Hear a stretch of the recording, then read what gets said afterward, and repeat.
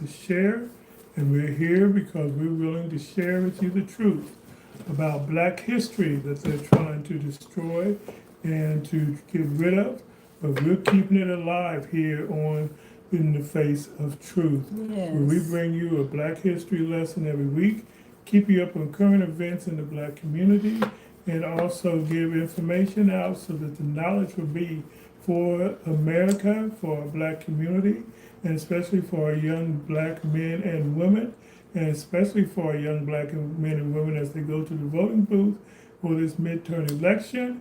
We're going to start giving information out next week on that so that we can be informed as these races start to take shape. And we want you to be with us as we are here, will and share in the face of truth. Tonight's history lesson is going to be on a man by the name of Carter G. Woodson. And Sharr is going to bring us that. And we welcome all of y'all to come with your comments, but make sure they're respectable. And any migraine headaches out there, we will delete you. So here's Sharr with Carter G. Woodson. Thank you, Will. Hi, everybody. Welcome to our platform here at In the Face of Truth. Okay, so again, as Will already mentioned, we're going to start our history lesson tonight on Carter G. Woodson, and then we're going to have our discussion on him and his accomplishments and what have you, and then we're going to turn it over to Will, and he's going to be sharing a current event with you this evening as well. Okay, so Carter G. Woodson was one of the most important historians in American history. He's often called the father of Black history because he devoted his life to recovering, documenting, teaching, and preserving the history of Black people that had been largely excluded from American textbooks and universities. But Woodson's story is bigger than simply creating Black History Month. He believed that a people who do not know their history can be controlled by other people's version of their past. His beginnings, born to formerly enslaved parents. Carter G. Woodson was born on December the 19th, 1875 in New Canton, Virginia, only about a decade after the Civil War had ended. His parents were James Henry Woodson and Anna Eliza Woodson, and they had been enslaved before Emancipation. His father later became a farmer and worked as a carpenter and construction laborer. Carter grew up in a poor family, and the Woodsons did not have the educational opportunities that many Americans take for granted. As a young man, Woodson worked as a farm laborer and later in coal mines, but he was determined to educate himself. That determination will become one of the defining characteristics of his life. He taught himself before universities taught him. Woodson attended school when he could, but his formal education was limited by poverty and the need to work. So rather than accepting that limitation, he educated himself. He eventually became a teacher and school administrator. And this is important because Woodson personally experienced the educational inequality he later fought against. He understood something that would become central to his philosophy. And so we just want to stop and take a moment to think about Carter G. Woodson and how, even though he had obstacles in his life concerning him being born into a family that was enslaved, and the fact that he had limitations when it came to going to school and trying to go to school at the same time that other kids his age were in school. Because his family was impoverished, he saw the need to work and help his family, okay? But that didn't stop him though. And this is what we have to remember. We don't have to let anything stop us from achieving our goals or pursuing what we want to pursue in this life, okay? That's strictly up to us, okay? Nobody else can stop us from gaining, like Carter G. Woodson. He wanted to get education and get himself educated. Nobody could stop him because he had a mind to go after learning and higher education. And so that's the mindset we have to have today, Black people. Amen. We put limitations on ourselves. Will, do you agree with that? Yes. Yes, we limit ourselves as to what we can and cannot do, what we can and cannot accomplish. And we have to take those limitations off because anything is possible, okay, if you put your mind to it, as did Carter G. Woodson. So this is important because Woodson personally experienced the educational inequality he later fought against. He understood something that would become central to his philosophy. Education could either liberate people or reinforce someone else's version of reality. He wanted Black children to learn that their ancestors had not simply been victims of slavery. They had been farmers, teachers, soldiers, inventors, entrepreneurs, writers, politicians, scientists, religious leaders, organizers, artists, and community builders. Woodson wanted those stories documented. And I love this part about Woodson and how this was his philosophy, okay? And that is that he wanted Black children to know that Black people were not just enslaved, okay? Black people have given a lot to this society and to this country, okay? With the inventors and the farmers, the teachers, and all the other things that I just named here, okay? So Black people has put a lot into the infrastructure of America. As a matter of fact, America was built on the backs of who? Of Black people. Okay? And so we want to teach our children these facts. We want to give them the truth when it comes to Black history and Black people. And that is the fact that Black people weren't just out in the cotton fields. Black people just didn't pick gin. Okay, when Black people were emancipated, they were workers, okay? They were inventors, they were writers, and all these other things. And this is something that we need to teach in our homes to our Black children. So they get a better understanding of true Black history and their Black people. All right?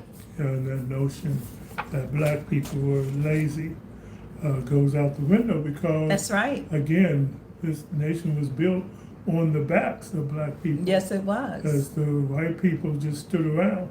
So I ask you, who were the lazy ones? That's a very, very good point, Yeah. Will. Very good point, okay? All right, so his remarkable academic achievement. Woodson's educational journey eventually took him far beyond what anyone might have expected from his childhood circumstances. He earned a degree from Berea College in Kentucky in 1903. He continued his education and earned a master's degree from the University of Chicago. One of the greatest achievements of his life happened in 1912 when Carter G. Woodson earned a PhD in history from Harvard University. And he was the second African American to earn a PhD from Harvard after W.E.B. Du Bois. Okay? And we studied him. Yes, we did. And so these two were the first Black African American people, which was Carter G. Woodson and also W.E.B. Du Bois, that earned a degree, okay, a PhD from Harvard University. That achievement was extraordinary, but Woodson was not satisfied with simply becoming a highly educated historian. He wanted to change what America considered history, okay? And so the problem Woodson saw, Woodson noticed something deeply troubling. American history books frequently presented Black people primarily through slavery. The story often looked something like Africa.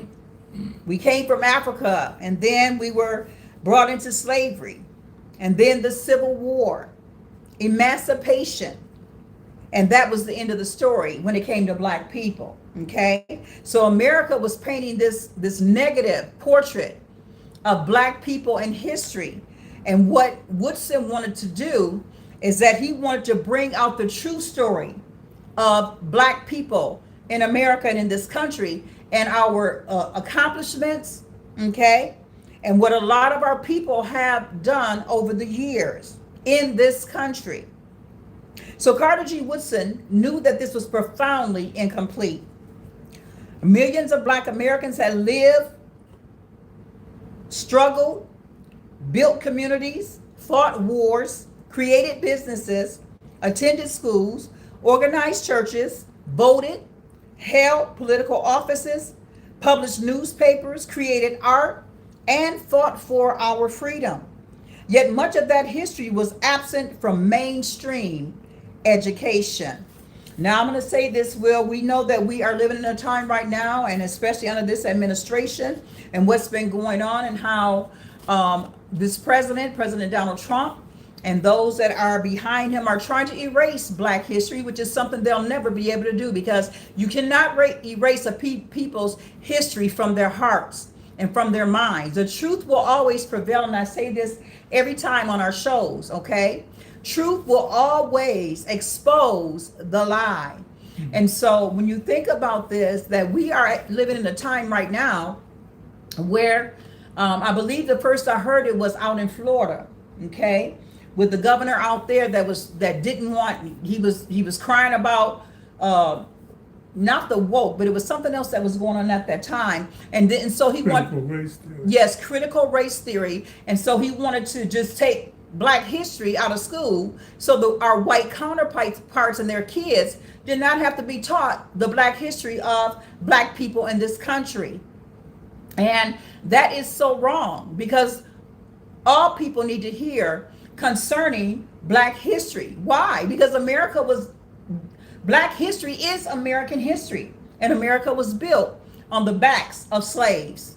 Okay? And so it's important that part of history, that light is shed upon our history. And you certainly cannot, like I said, remove it, Will. You certainly cannot try to just get rid of Black history. That's not going to work, because it's a part of us. It is in our DNA. It's something that we hold dear and near to ourselves. It's something that we hold in our hearts, what our ancestors did, the struggles they went through, okay? The things they had to face and go through in order to get to the place where we are today, even though now we are being attacked under those same things that our ancestors had fought so hard for their freedoms, their civil liberties, civil rights, okay? And the freedom to just be free in this country. Would you like to add to that, Will? Oh, that was well said. I agree with everything saying. Now they painted us on the entertainment and the TV shows and stuff. Yes. They kind of downgraded us. One of the reasons why a lot of people liked the Cosby Show was it showed that Black people and families could be successful. Exactly. Didn't have to have a broken home, didn't have to be in the ghetto, didn't have to have a father not in the home. So that's how they try to depict us in the movies and in the TV shows.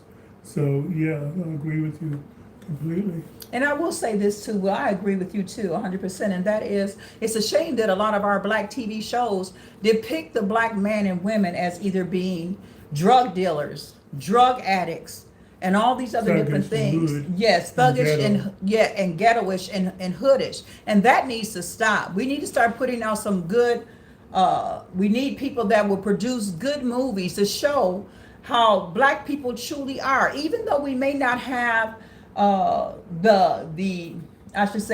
money and the other things that a lot of other people have. We still have good homes. Our children are raised in churches. You know, we teach our children from the time they're small to be respectful. I mean, there are good things that you can bring out in a movie about Black people instead of making it something thuggish. Yes, Tyler Perry needs to step it up. Yes, he does. He needs to quit putting garbage out there about Black people. I don't like his shows. And so, yeah, we need somebody that can produce positive images of Black families, positive images of Black men, positive images of Black women in the movie and theater. Okay. Yeah, and I'm glad that they brought that up. We say hi to Kevin Harrison. You're very right. Yes. Tyler Perry has the money and the means to put out positive stuff he hasn't made, he says he's a Christian, he hasn't been able to put out Christian stuff. Exactly. And yet you look at the stuff he's putting out, it's raunchy, it's trashy. Yes, it is. And it's depicts black people as gangish and ghettoish. And yeah, he could put, those are out there, but there are good ones out there too that you can depict and that you can portray too. Yes, yes. And unfortunately, a lot of black people like that too. They like the trash, they like the raunchiness. So that's why they continue it, because that's how they are conditioned in their minds. Exactly. And I will say this and move on, but I was saying about, look at LeBron James and his life, where he came from. Okay, so do a story on LeBron James. Show what his life was like before he got to where he was. Look at Michael Jordan. Show and there is movies out about Michael Jordan that I have watched and I have seen, from where he came from and how he got to where he is today. Let's stick with those type of stories and give our black children positive images and of hope. And hope of black people that made it against the odds and whatnot. And not just athletes either. Exactly. It doesn't have to be athletes. I was using that as I'm just saying example. not just You're athletes right. either. All the folks. You're right. I agree. All right. So Woodson believed this absence had consequences. If black children repeatedly saw themselves portrayed as people who had contributed little to civilization, it could damage their understanding of themselves. And if white Americans were taught that black people had contributed little, that could reinforce racial prejudice. Woodson therefore saw historical scholarship as a weapon against ignorance and racism. Okay? The birth of the organization that changed history. In 1915, Carter G. Woodson helped establish the Association for the Study of Negro Life and History, and now known as the Association for the Study of African American Life and History. This was one of the most important developments in the history of African American scholarship. The organization sought to research black history, preserve historical documents, publish scholarship, encourage black historians, educate teachers, bring historical knowledge to ordinary people, and challenge inaccurate portrayals of African Americans. Woodson understood that scholarships sitting inside a university library would not be enough. The people needed access to the history. Okay? And so this is what he did. He just felt like it wasn't enough. All right? For the scholarships. And so he started these organizations. Okay? In order to open the eyes, not only of black people to learn about our own black history, but he also did this to open the eyes of the American people, so they could truly see what black history and what black people had accomplished and done, in this country. So he created the Journal of Negro History. In 1916, Woodson founded the Journal of Negro History. This was groundbreaking at the time. There were very few scholarly outlets dedicated specifically to African American history. Woodson, created a place where researchers could publish evidence about black life and achievement. He encouraged historians to investigate subjects that mainstream historians had neglected. This helped establish African American history as a legitimate field of scholarly study. Okay? He wasn't interested only in famous people. This is one of the most important things about Carter G. Woodson. He did not believe history should consist only of presidents, generals, wealthy businessmen, and famous politicians. He wanted historians to study ordinary black people. He wanted to know, how did black families survive? How did formerly enslaved people build communities? How did black churches develop? How did black teachers educate children? How did black farmers acquire land? How did black businesses develop? How did black newspaper businesses develop? Okay? And how did black newspapers influence communities? How did black women organize? How did black workers fight discrimination? How did black soldiers contribute to America? How did black communities persevere or preserve culture? In other words, Woodson believed ordinary people were part of history too. I love that part about him. Again, it goes back to him saying, look, it's not just about the famous people. And this is how America wants to portray itself about pretty much all of the European people in the country and what they accomplished and what they have done, okay? But Carter G. Woodson was not satisfied with that. He felt like the ordinary black people needed to be recognized as well for their accomplishments, for our achievements in this country too. Okay, and so that's why he dug deep. He did his research. Okay, he began to study about the different black people and what they accomplished. Harriet Tubman, and a lot of the other ones, Frederick Douglass, and whatnot have you. So he could compile them and have them documented. Okay, not just for black people to learn about our own black history and have a good positive outlook on ourselves, but also so that white people would know too that black people who were not considered famous, or anything like that, had a part to do with this country as well, had a part to do in black history. Again, it goes back to me saying that black history is American history. Why? Because this country got its start upon the backs of black people. All right. Okay. So to erase black history is to erase American history all around. All right? Okay. So we touched on those things. So Negro History Week. In 1926, Woodson created Negro History Week. He deliberately chose February because it included the birthdays traditionally celebrated for Abraham Lincoln and Frederick Douglass. Now, Abraham Lincoln that's another topic for another time, because we know Abraham Lincoln, as you stated before, did not free the slaves because he wanted to. No. Okay, so you can bring that out a little bit right now if you want to. Oh yeah, we know Abraham Lincoln didn't care about the slaves. He was only concerned about his legacy and saving the Union. But at that time, it made it seem to them, it was like he freed them because he did take the action, and we give him credit for taking the action, but we know that the reasons behind it was not all, I would say, legitimate. That's right, Will. All right, so, but Woodson's purpose wasn't simply to celebrate two famous men. He wanted communities to spend an entire period studying black history. Schools, churches, community organizations, and civic groups began participating. Teachers created lessons, churches held programs, organizations organized lectures. Children learned about black historical figures, and the idea spread. This is how Black History Month, it started out as Black History Week with Carter G. Woodson, but this is how Black history grew and spread, okay? So, Negro History Week becomes Black History Month. Over the decades, Negro History Week expanded. The celebration eventually became Black History Month.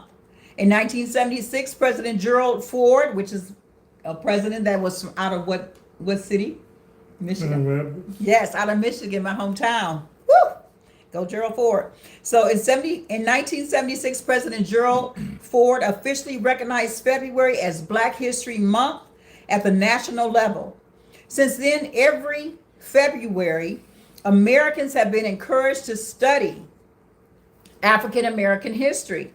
Woodson had a larger vision than today's Black History Month, and so we can count that as a win-win for our Black people, that that Black history was not just limited to a week, but because of Gerald R. Ford acknowledging Black History Month in the month of February, now we have a whole month, which we know we celebrate all year long. I celebrate our Black people all year long, trying to read a book about somebody and learning about one of our Black ancestors and what they accomplished, okay, and what they did in order to help us in today's society get to where we are today.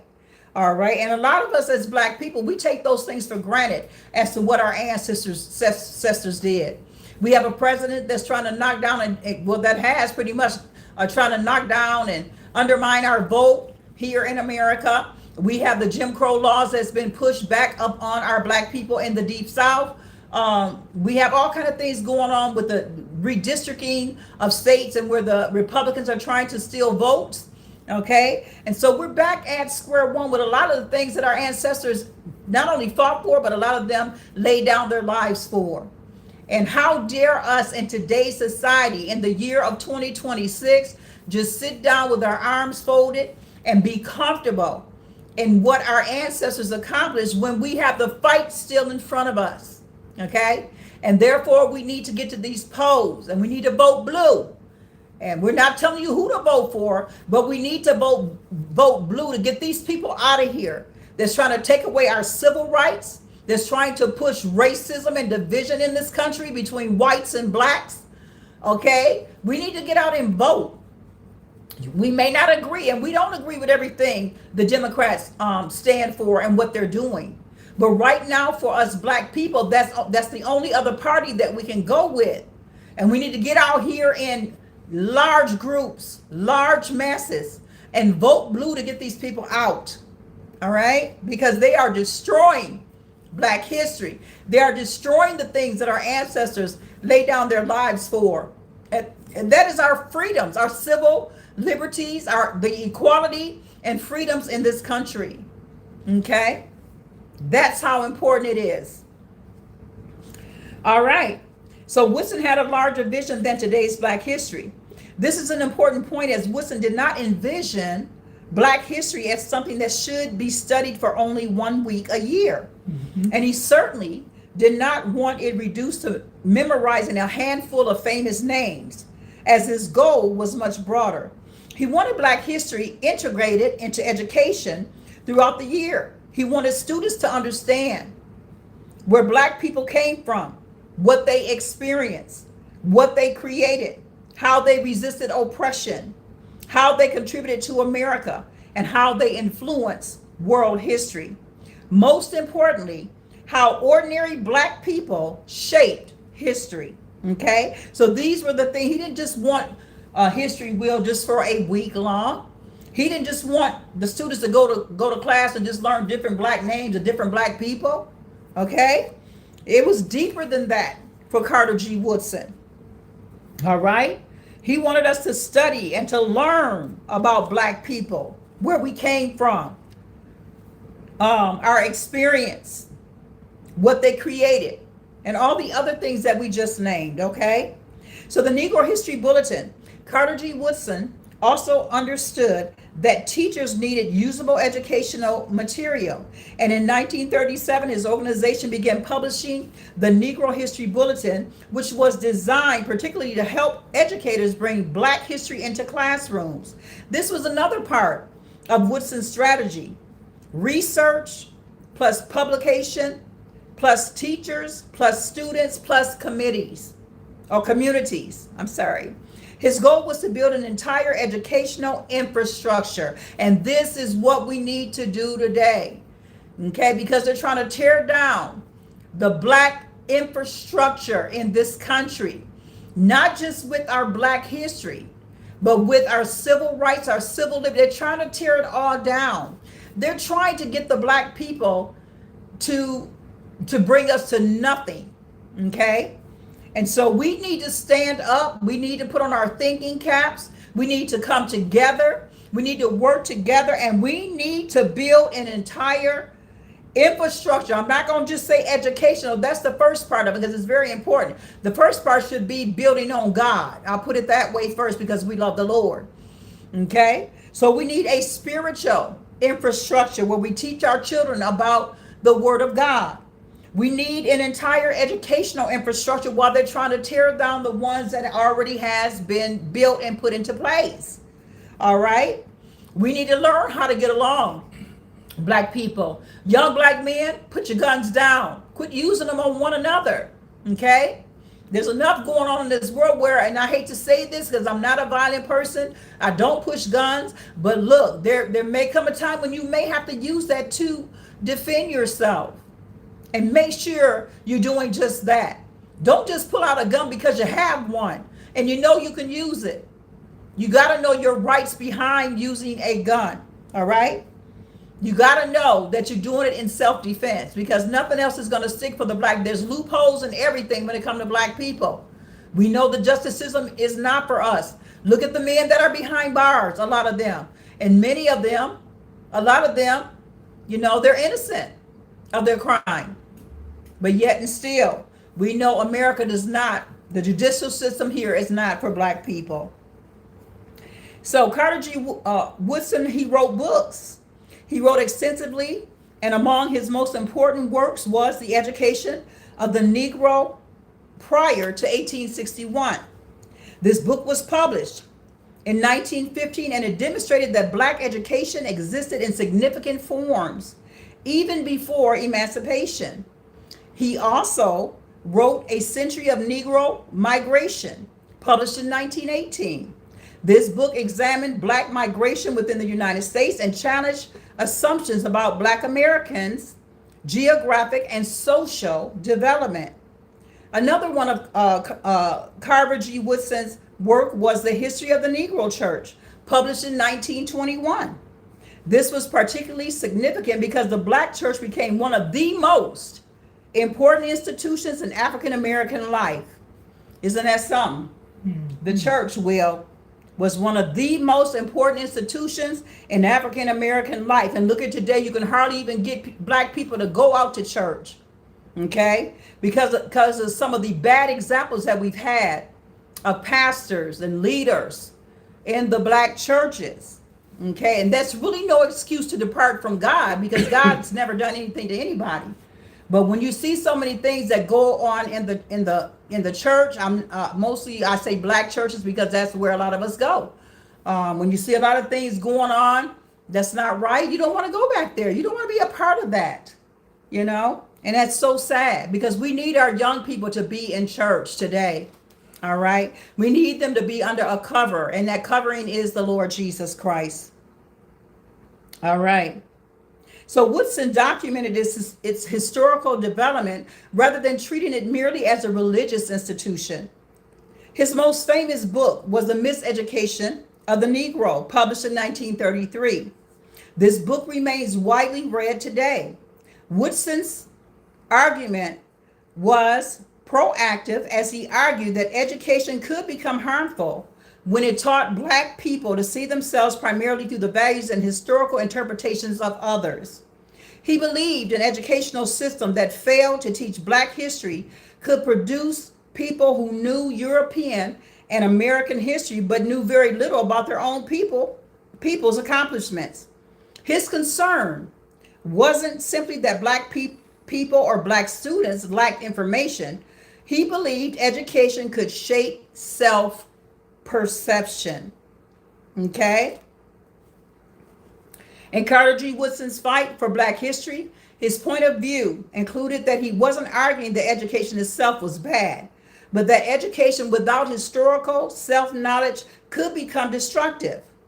Carter G. Woodson believed that if black students only learned history about Europeans, such as George Washington, Thomas Jefferson, Benjamin Franklin, Abraham Lincoln, and many other white settlers and their accomplishments, and nothing about their own black history and those who helped in shaping the culture of black people in general, like Frederick Douglass, Harriet Tubman, Phyllis Wheatley, Benjamin Banneker, David Walker, Sojourner Truth, black soldiers, black inventors, writers, educators, entrepreneurs, churches, and black communities, Woodson believed that something would be missing and that the student's picture of human history in general would be incomplete. Okay, so black people, is what he was saying, is that we needed to know the whole of history, not just what white people accomplished, not just what white people did in this country. Because when you think about it, a lot of the white people stole a lot of the black inventors' ideas.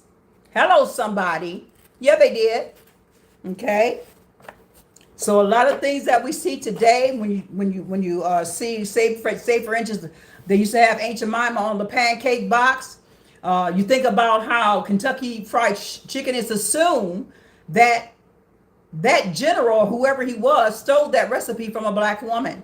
You think about Elvis Presley, and it's assumed that he stole a lot of songs from the black people. All right. And so we have accomplished a lot in this country, our black people have. All right. So Woodson's criticism wasn't limited to white Americans. Woodson wasn't arguing that black history was some completely separate history that had nothing to do with America. Quite the opposite. His point was that you cannot accurately understand American history without understanding black history. He wanted to stress the role that black Americans played in helping to develop America and such things as the American economy and slavery, the Civil War, Reconstruction, American politics, immigration and migration, labor, religion, education, military history, business, and culture. As black history is woven throughout the fabric of America's nation. The Smithsonian summarizes Woodson's philosophy by explaining that the goal was to understand the Negro in history, rather than treating black history as an isolated subject. Okay? And so that was his goal. All right? Okay. He didn't want black history to just be an isolated subject. He wanted white America to understand about black people. He wanted black people to understand about black people, about our own people. And this is what he struggled. This is what he strived for, I should say. Okay? I believe that a lot of black, especially young black people don't know their history, don't know the lineage of it. They don't know where they came from, the royalty, some of the lawyers, doctors, scientists. Exactly. Because they've been sequestered. Yes. And they've been misinformed. So they really need to do that.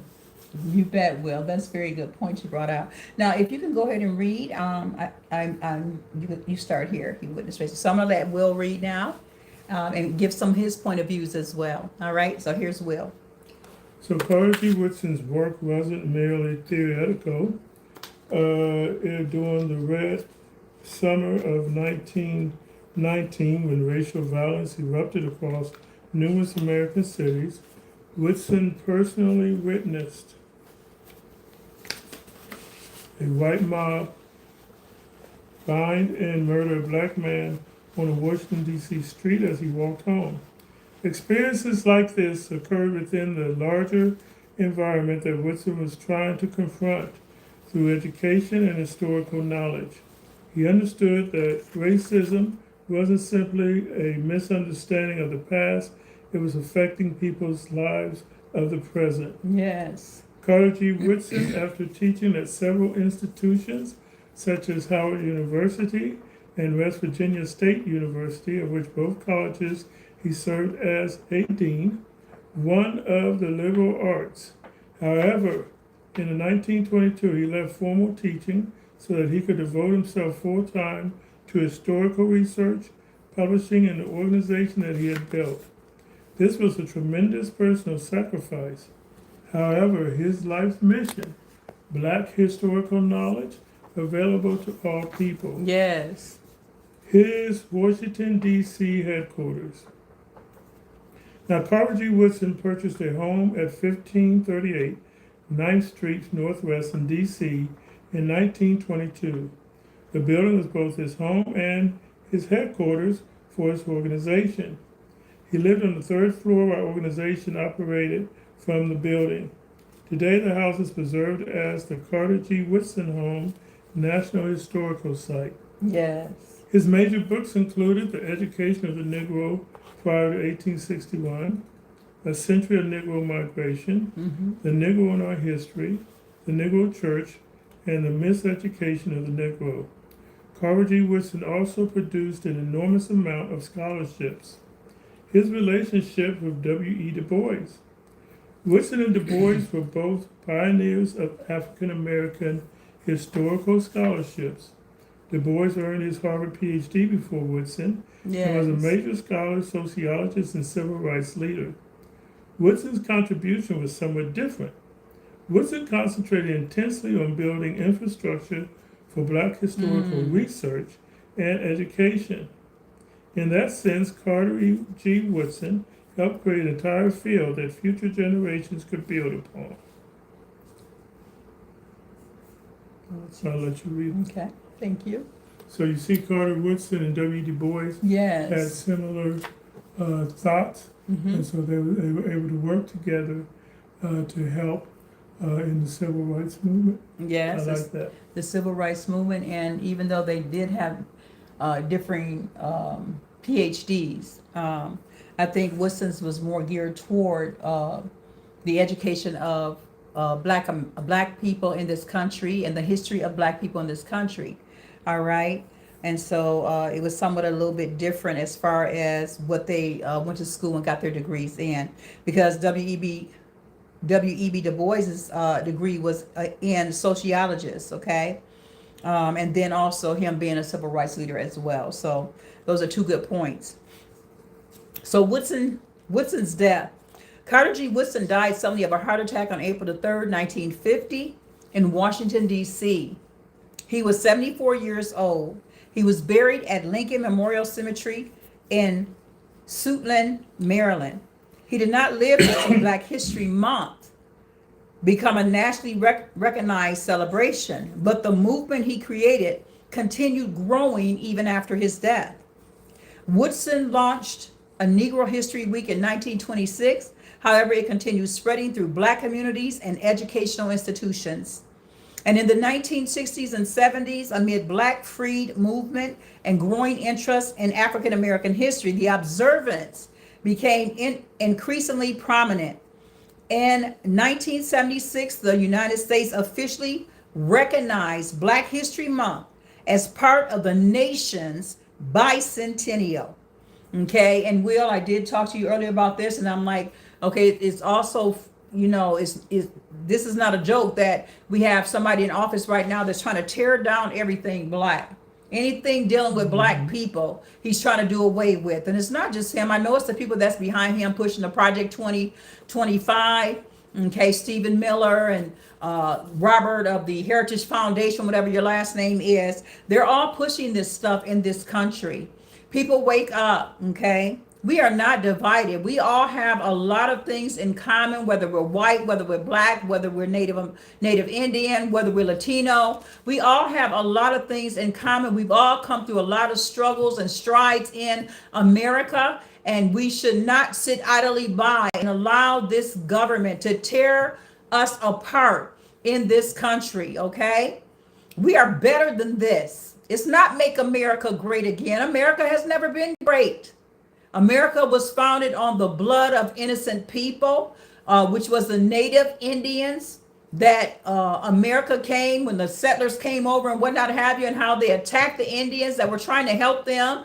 And then they brought over the slaves on the transatlantic slave ships, okay, and brutally beat, lynched, raped, and did whatever they thought they wanted to do to Black people here in this country. America has never, ever, ever been great, and nor has America ever, ever, ever been a Christian nation. Okay? Those are two lies. But it's up to us, the people, okay, to come together, to stand up against wrong. It's not about Democrat or Republican. It's about right and wrong. And we as a people have to stand for what's right in this country. Democracy is right in this country. Everybody has the right to free will because God gave it to us, not man. And man should not be allowed to take it away from us, okay? Okay. So Woodson launched Negro History Week in 1926. However, it continued spreading through Black communities and educational institutions. And in the 1960s and 70s, amid Black freed movement and growing interest in African American history, the observance became increasingly prominent. In 1976, the United States officially recognized Black History Month as part of the nation's bicentennial. Since then, February has become the month when schools, museums, churches, universities, and communities across America place special emphasis on African American history. Even though the foundation was Woodson's work beginning half a century earlier. Why Carter G. Woodson matters? Because he didn't just write Black history. He built a movement to make sure Black people could study, preserve, and teach our own history. He understood that if you control what people know about their past, you can influence how they understand themselves and their future. Okay, so we want to give a round of applause to Carter G. Woodson, who wrought and started Black History Month, first Black History Week, and then Black History Month, and now Black History all year long, because Black history is American history. And though he did not live to see Black history become a month-long celebration, and not just the month, like I said, we celebrate Black history every day of our lives because our color is going nowhere. We were born Black, we will die Black, and we will celebrate Black history as often as we can in this country. So come on and give him a round of applause. Our hero, one of our heroes in Black history is Carter G. Woodson. Job well done. Okay.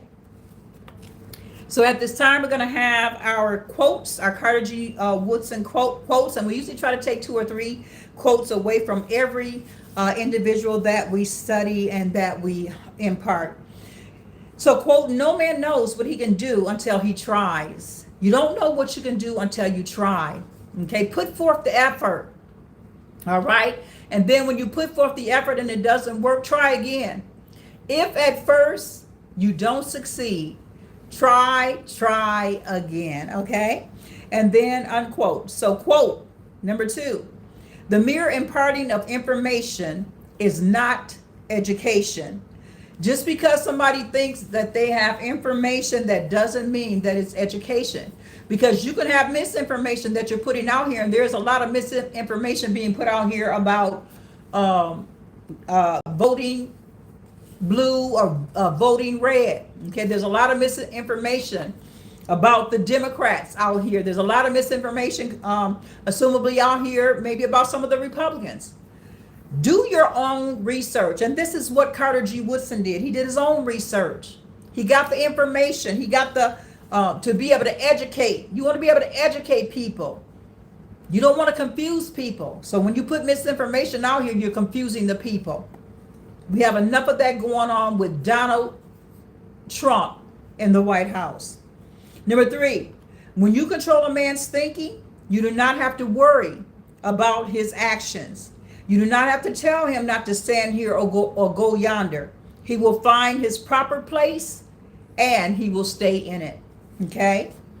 All right. So those are the 3 quotes for this evening. The 3 things to remember. We'll let Will read those. 3 things to remember is education is knowledge and knowledge is power. Yes. Always use what you learn about yourself and others to help better the society around you and future generations to come, and be adamant in learning your own true history instead of gleaning from others. All right, thank you, Will. So those are 3 things to remember. All right, so at this time, we're going to get ready to turn our platform over to Will. And so in the face of truth, we're still in the face of truth, but we try to do a current event or 2 current events on every show that we have. So here's Will.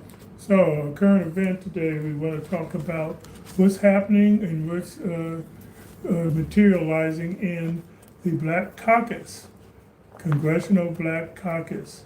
And the report is that they are expecting to take over the House, which we hope they do, and the Black Democrats that are coming into the House that they're expected to win Yes. are the Democratic Socialists. And so they have been told that if they come into the House and want to join the Black Caucus, that they have to support Hakeem Jeffries for House Speaker. Now the problem with that is that these candidates are against AIPAC and against Israel controlling our politicians. That's right. And Hakeem Jeffries is an AIPAC person. And so they want the right to say, no, we don't want to support him. And so the Black Caucus is like kind of forcing them, saying that they want them to vote for him or you can't join. This is wrong. Yes, it is. First of all, we know the Black Caucus has done a lot of things, Mm-hmm. but the one thing about the Black Caucus, and here they're led by Jim Clyburn, is they've done a lot of good things for the Black community, but the one thing that they are against or haven't really pushed for is reparations. Mm-hmm. And that's the one main thing that they should be for. If they want to do the good for the Black people and for the Black community, that's what they should be the number one agenda Yes. for them. Whether they believe they get, Jim Clyburn came on and said, no, we ain't going to get no reparations, we're not going to put forth.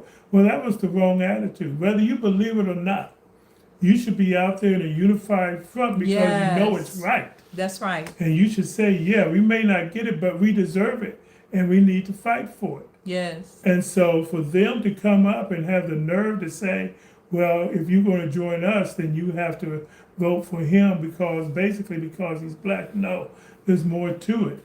They have a right to decide whether they want to vote for Hakeem Jeffries or if they have someone else that they want to vote for. So I am totally against this, what the Black Caucus is doing. Yes. First of all, get them in office Mm-hmm. and then decide for that. But your main goal should be helping the Black community with reparations, with getting our civil rights, with getting our voting rights back, our fair Yes. housing back, with getting our rights back. And I don't really, again, I'm not hearing enough, even from the Black Caucus, on this issue of what they're doing to Black people and how they are stripping away our civil rights. So Exactly. again, I say, get it together. Yes. Quit the infighting. Forget about voting for a House Speaker. Yes, win the elections first. I think we saw that in Wisconsin when we thought this young lady, Yes. Home was going to win. She was ahead by double digits, Would have been and nice. she ended up losing. So don't count your chickens before they're in the carton, okay? So win the election, win the midterms, win the Senate, win the House, and then let's go from there. I like what you just said, Will, and I just want to touch on a little bit before we close out here, and that is AIPAC is backed by Israel, am I correct? Mm-hmm. Okay, so anything dealing with AIPAC needs to go, okay? Black Caucus, I don't care if it's Hakeem Jeffries. If Hakeem Jeffries want to straddle the fence like that, then he shouldn't be the leader of the Democratic Party. You agree with that? Mm-hmm. Okay. And then another thing, just like Will just brought out, is our Black representatives should not be forced to have to say that they want to back him. Like I said, if he's going to straddle the fence, and you have other Democrats in there too, not just Hakeem Jeffries, the leader of the Democratic Party, but you have other Democrats in there too that are AIPAC backed. You can't have it both ways, okay? And so it's not nice to try to push this on the other representatives that don't want to be affiliated with AIPAC. AIPAC needs to go. Mm-hmm. That needs to go. Israel needs to go. Netanyahu needs to go. Okay. Because they're not the true Israelites, and they are not the Israel of That's the Bible. right. So they are the things that they were Netanyahu again. It's not Christian. What he's doing That's in right. Palestine and Lebanon. Killing So those why people, would genocide. you support him? And another thing, it just came out that Israel has made it clear that they do not like Black people. Mm-hmm. Netanyahu said something, or somebody in the government said they want to get rid of the Black people in America. Yes, it's a video So out there. why, as a Black person, are you supporting AIPAC when they don't support you? So let's start Very thinking. well Let's start said. using common sense. here. Yes, Everybody don't like us, and those that don't like us is not going to back us. that's right. They'll use you, and after they use you, they'll throw you away. Yes. Okay? So stop voting these people in that we know is against African American people and Yes. brown people in this country. Stop voting for those people. Okay? Come on now, we got to wake up and we got to get our heads on our shoulders, and we got to start thinking clearly. when we go to those voting booths. Learn about each and every one of the individuals that are running as a candidate to be voted into office before you go out and vote. Don't just go out there and check names. Get the information of these people, because we are living in dangerous times. We're living in the last days, and it makes a difference of who you're putting in office in this country, who you're electing, okay? Even up into the presidency. And that's all I'm going to say. So back to you, Will. All right, so that's our show today. We would ask that you, if you like what you hear, hit that like button and subscribe. Don't forget, Sunday, 11:45 is our True Apostolic Holiness Church Sunday morning worship service on Facebook. Next Tuesday at 7 p.m., we'll be on Fire for Jesus, our Bible study. We'll be in the 25th and 26th division of Psalms. And then next Thursday at 6:30 p.m. on Sharr and John's YouTube channel, In the Face of Truth with Will and Sharr. So until Sunday, Lord willing, thank you all for coming. This is Will and this is Sharr. Thank you for joining us. Thank you. And have a good day. See you later. All right. Bye-bye, everybody.